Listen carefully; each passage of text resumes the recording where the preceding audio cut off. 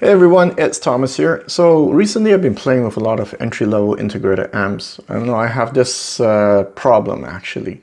When I test something, I go all out. Recently I decided to try budget integrated amps, sub $1,000 integrated amps, and I've gotten my hands on about 7 or 8 of them. Today we're going to talk about the Atoll 30, and I've decided out of all the integrated amps that I've got my hands on, I'm actually going to only review 3 of them. One is the Atoll VX, one is the Atoll 30 here, and then the Sprout 100. And part of the reason is because I realized by playing with all these integrated amps, they're all good for the price. And here's the key word, for the price. I don't like to use that, for the price as an excuse. If you take this, whatever I talk about, and I say it's good for the price, and then you take it home and you go like, it's not that good, I can always come back with, well, what do you expect for the price? So anything can sound good for the price. So that's why I'm like, when I say something sounds good for the price, I gotta be careful about it. So I decided, looking at all these integrated amps, yes, they're good for the price. I decided to only talk about the few that I don't mind listening to, even though I'm not reviewing it. Okay, meaning that after I put it in my system, I don't have the urge to remove it right away once I finish listening to it for the review. Meaning that, okay, so I'm listening for soundstage, this and that, and once I'm done with that, I leave it there until I have to remove it. And the Atoll 30 is one of those integrated amp that I don't mind just leaving it there until I have to remove it. So in that sense, it has to reach a certain threshold of goodness for me to recommend it, I guess. Because as I said, anything can sound good for the price. Well, that's not to say that you don't have to still factor in the price, but it has to reach a certain threshold, or my threshold, where I'm okay with it. Now, for those of you who are new to my channel, you have to understand that my regular day-to-day system is a different class than these integrated amps. It's a few times the price of these integrated amps. So it's like asking me to drive a Civic daily when I have Mercedes, Audis, BMW parked in my garage. For me to give them up and just drive the Civic and enjoy it at the same time. So that Civic better be damn good for me to do it. So in this case, the Atoll 30 is good. It's damn good for me to enjoy it daily. So this Atoll 30 was sent to me by funallaudio.com. And their only ask was that, I can just mention them in my description box. But I like to help people out as long as it doesn't compromise my integrity. So every time when a company sends me something, there's only maybe 4 or 5 so far out of the hundreds of videos I've made. The rest I buy myself. And I don't make money out of it, okay? I always ask them, why should I buy your product? Well, why should a consumer buy your product, right? What's so good about it? I always give them a chance to tell me, give me the sales pitch. So in this case, I also ask Fun Audio, all right? So why should anybody buy from your website? And I'll talk about it somewhere later on in the video. All right, guys, so I'm gonna try to make the video as short as possible. And I'm just gonna highlight a few things about the integrated amp. And I'm not going to go in details about it. So number 1, it has pre-out and HD bypass. Actually, that's the only thing I'm going to talk about. That's important and that's good to have actually. Because pre-out, well, you can always connect 2 subwoofers to it, right? Number 1, if later on you get a less efficient speaker and you want more power, you can always just buy just a power amp and plug to it and you're done. The HD bypass is important for me. My current setup, one of the big issue I have is that I have a system for just home theater and another just for stereo. Because when I watch movie, I want that 5.1 experience. So therefore I need a 5.1 decoder. But the problem with my 5.1 decoder is that it's not a really good preamp. It's not a good receiver. It doesn't sound that good. So I don't want to use it to listen to stereo music. So that's why I have one dedicated unit for my home theater and then one dedicated system for stereo listening. Now, if my integrated amp or my preamp had HD bypass, then I could have solved the problem because then I could plug my receiver to my integrated amp and my integrated amp will go to just one set of speakers. So then I don't need 2 sets of speakers. Now, regarding how it sounds, you have that mild V curve these days. For example, let's look at the bass. Is it strong? Yeah, it's very punchy. It's definitely more powerful than the, let's say, the IOTA VX. It goes a lot lower, has very good control, and it has decent definition. It's not really monotone. It has, you know, you can hear different instruments pretty much very easily.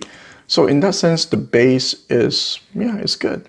And the mid-range, yes, you have this modern sound. You see, this integrated amp is what I call very modern sounding. It doesn't have that vintage flavor. The mid-range is very clear, a bit lean side of neutral. The amp is not a warm amp, even though it has very powerful bass, strong bass. It's not a warm sounding amp. The highs and the mid highs is where the strength of this unit is actually. And this is the part where it's different from the Sprout 100 and the IOTA VX. Because, you know, clear mid-range and so forth, you know, all of them have it. The key here is the top end. It's very smooth sounding. In fact, my Cantor friend dropped by. My Cantor friend, he owns the Cantor systems, one of my audiophile friends. When he dropped by, me and him, we sat down, we're comparing integrated amps. And the first 5 seconds, we can tell right away, whoa, this amp is smooth. What is smooth? And here's where the problem is. In my original video, I talked about it. It was like 40 minutes long, what smoothness is. So I'm going to try to condense it as much as I can. There are many ways we can achieve smoothness with a system. Okay, there's not only one way. The Atoll 30 doesn't have all the ways to do it. You need definitely good watts. You need good power to do it. You can either do it by tubes, but that's not how the Atoll 30 does it. Think of it this way, okay, the top end. The top end, as I said, has this very modern analytical sound, right? But it's very musical. It has good musicality, okay, this Atoll 30. Think of it like a net, okay? Actually, should I do it that way? Think of it like a net, yeah. Let's listen to this soundtrack for a second.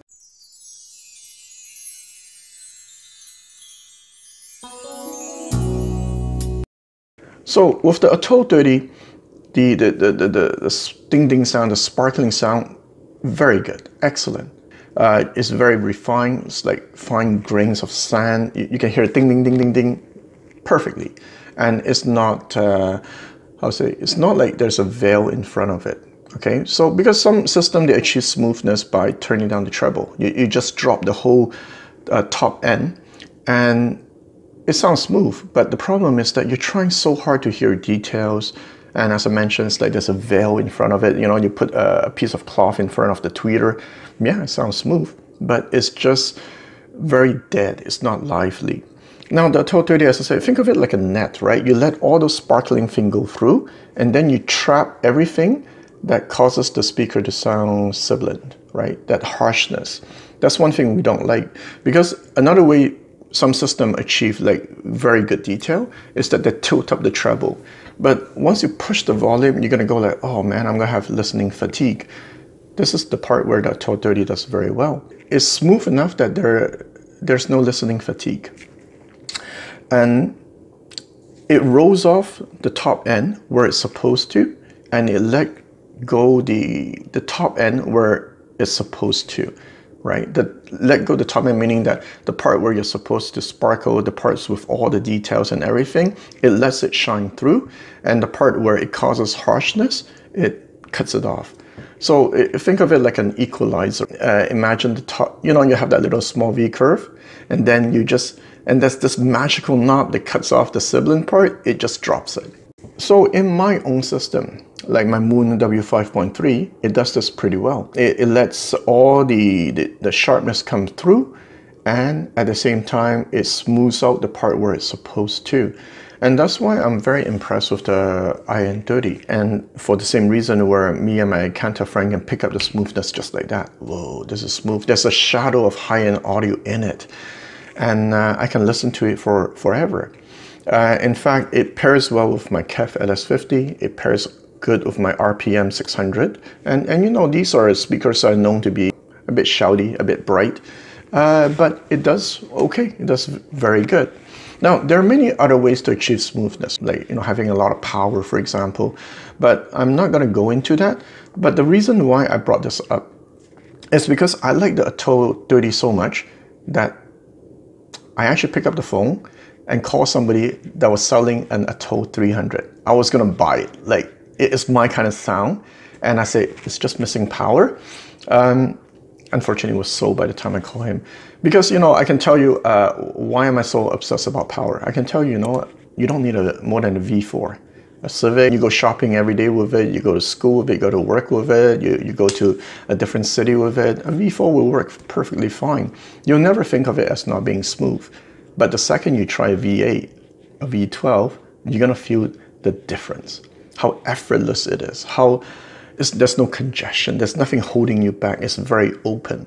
And I guess I'll make a video on it some other day, but the Atoll 30 doesn't have that, but it's fine. It's a budget integrated amp. But the way it handles the top end, while it smooths out, it rounds up the part where it's supposed to be, that causes harshness, it's fantastic. It's good enough. And I would say, even if I were to move into an apartment and my wife gave me, like, look, not more than $1,000, okay? Yeah, this will be one of my top choices. Jay from the YouTube channel Next Best Thing Studio was the one who introduced me the Atoll 30. And he said he loved the sound so much, he actually went out to buy the Atoll 200 for himself. And he's somebody who listens to, you know, $100,000 systems daily. For him to, you know, to buy something like that should tell you that the Atoll sound is pretty impressive. I wish I'd gotten that Atoll 300 because it was selling less than half price. As I said, these unpopular brands in North America, they're tremendous when it comes to value because it's hard to resell them on the secondhand market. And because of that, the price are insanely low, but they're fantastic. It's just that nobody knows about it. And I'm still hunting for a Atoll 300. I'm hoping that one unit can replace all my gear here, and I can make the place clean and nice. So if you have a Atoll 300 for sale, cheap, call me. So just to finish on talking about the sound, right? So I said that the bass is decent. You have good articulation, good control, goes very low. The mid-range is very clear, a bit lean sounding. The top end sparkles very well, very clear, very detailed. You can almost call it analytical, but has good musicality. The detail is the part where it really caught my attention because I was really paying attention to that, and it is very detailed. I can hear the texture, the nuances, basically a dream for anybody who wants the top three, right? The good bass, good mid-range, and good highs. So as I mentioned, I've bought a few integrated amps to compare, and recently I've even picked up the Yamaha 300. I used to have it and it sounded good for the money. Once again, it's a question of price. Now, how does it compare to, let's say, an Atoll like this, which is double the price? Because I can tell you the Atoll has a good soundstage. But what does it even mean? Like, you know, I can tell you my $10,000 system has a good soundstage. Relative to what? So the first few seconds when I change from the Yamaha to the Atoll, I can tell right away the soundstage is wider. It stretches beyond the speaker, and also the fact that you have a 3D soundstage as opposed to like a 2D soundstage. So relative to a Yamaha 300, the Atoll 30, you're gonna feel a proper soundstage. There's depth in the soundstage. You can feel distance between front and the back, left and right. And no, I'm not saying no, the Yamaha is not good. Once again, it's a question of price, but I'm sure some of you have that question. Is it an upgrade if I buy something like this? Yeah, definitely it's an upgrade. Because for somebody like me who spend a lot of time listening day in and day out, having a proper soundstage is important. So that's why I have threshold of what I can accept as good enough that I use every day. And this has a proper soundstage, so it's good enough for me in that sense. Second thing I noticed within second is that it's more dynamic, meaning that the high volume, low volume swing is much more lively with the Atoll 30. And it's normal, right? Because think about it, like this unit is double the price of the Yamaha. So for me, this has enough good elements that it has past the threshold for me to accept as my daily use integrated amp. So like all gears, especially in this price point, there are things that it can improve on. And I would say one of the issues with the Atoll 30 is power. It doesn't have a lot of power, meaning that I know it's 50 watts, but it doesn't feel like 50 watts for me. Because I was pushing the volume beyond what I'm comfortable with, and I heard distortions with the KEF LS50. In fact, you know, over the years, I've gone through maybe 50, 60 amps, integrated amps, and so forth. And I think this is one of the rarest instances, if not the only instances, where when I pushed the volume enough, the protection circuit kicked in and it shut down, actually. Okay, I was pushing probably at 90 dB. If you're somebody who listens at extreme volume, then you can just turn off this video and just see you later, okay? We're done. It's not an issue for me because I don't usually listen loud. The second thing that they can improve on is the looks. I don't know, man. It looks meh. It's not one of its strong points. But I guess it really doesn't matter, right? At the end of the day, it's the sound. So the final area of opportunity is the bass. The bass, compared to the Iota VX and the Sprout 100, is a little bit slow. I'm not saying that the overall it is slow. I'm just saying that relatively speaking, yeah, there's room for improvement. As I mentioned, because in North America, not a lot of people know about this. In fact, you're gonna have a hard time finding this Atoll 30 in North America. I went online to search to see how we can buy one. And Fun All Audio is one of the very few online sites that carries it. So I asked them, why should anybody buy from you? And they gave me a few reasons. Very good customer service. They gave me a few stories to back up their claim. Very easy to deal with. But I think the most important one I saw is that they're quite knowledgeable. Every product they choose, they know their product well. Now this is important because on my YouTube channel, I get asked a lot of questions, emails and so forth. And I answer 95% of them. But because I spend so much time with different gear, my specific knowledge of a gear is very limited. If you have questions, specific questions, you can ask them instead. And from my email correspondence with them, they're very passionate with the product they carry. And the good part is that they have the Iota VX, which I've reviewed. They have the Atoll 30, and they have the Sprout 100, which I will review. Out of all the integrated amps, I'm only going to review those three because I think those three are definitely worth your time. As I said, the rest are still good for the money, all right? So if you have questions comparing these three units, you can ask them instead. All right, guys, I'm going to close up the video right now. So who is this integrated amp for? Well, I say for most people. You have that standard Mao V curve. My own system is set up not to be neutral. I like color sounding myself. And as I said, there's no right or wrong in listening. And I think one of the issue with a lot of audiophiles I see on the forums or on the internet commenting is that maybe because audiophiles don't have a lot of audiophile friends. So there's that tendency to think the way I like to hear is the only way. I'm a bit different because I get to meet a lot of audiophiles, and throughout the years I learned by meeting a lot of people, there's different tastes. Everybody has different tastes. One thing I do notice though, for beginners, they usually like this extended top, very punchy bass. So that's why I said this system is good for a lot of people because especially beginners. Even advanced listeners, a lot of them still want that, right? For example, me, I want that. If you're somebody who values neutrality, then you have to be careful with this integrated amp because, as I said, it's very modern sounding. So the other day, I had it paired up with the Klipsch RP600M. I had my vintage friend over. Vintage friend because he owns a lot of vintage gear, and he wants a neutral system. For him, it's the most important. And I remember I was playing it with the Klipsch RP600M, and it was fireworks. It was assaulting me with details, powerful bass, and I can really feel everything pushing onto me. Fantastic. You know, if you want fireworks, good match, man. Get this with the RP600M. My vintage friend, on the other hand, was like, holy cow, this is not good. I'm getting assaulted by all the details. Everything is jumping on me, right? we all experience the same, but one, I love it and he doesn't like it because he wants neutrality. He doesn't want things shoved into his face.